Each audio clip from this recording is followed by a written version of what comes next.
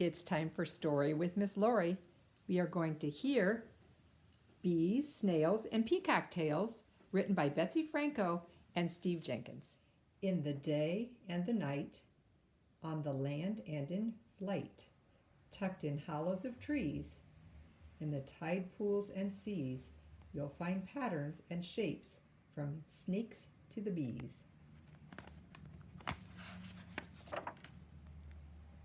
Study a beehive and you will see the mathematical genius of the bee. The hexagons you'll find inside fit side by side by side by side.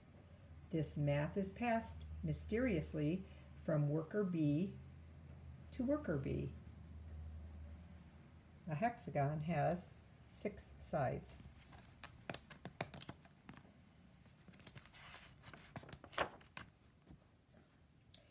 Moths show their symmetry every spring, flitting at night on fragile wings.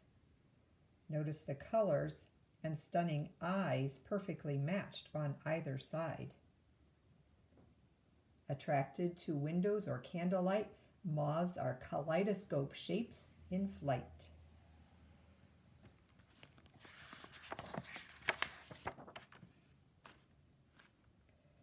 Some spiders weave delicate tapestries that shine in the sunlight and sway in the breeze. They spin lacy lines, then go round and round. Their knowledge of shapes is truly profound. They sit in the center admiring their art and wait for those flies who aren't quite as smart. The web on the inside of the spider web is dry. On the outside of the spider web, it's sticky, where she catches her flies.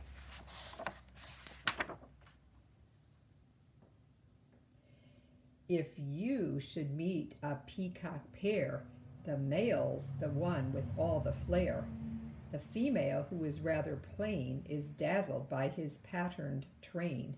She watches as he struts and preens, his fan a blaze of blues and greens.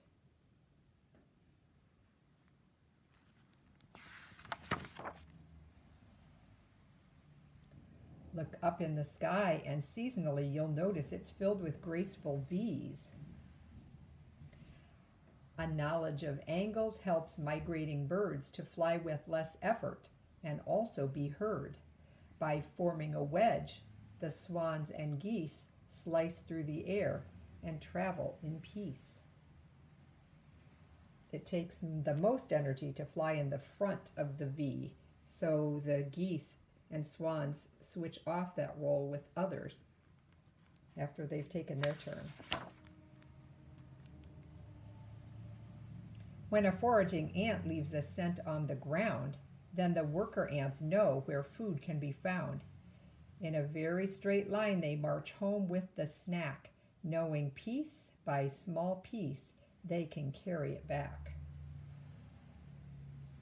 In careful formation they travel along. Their deep sense of teamwork is inborn and strong.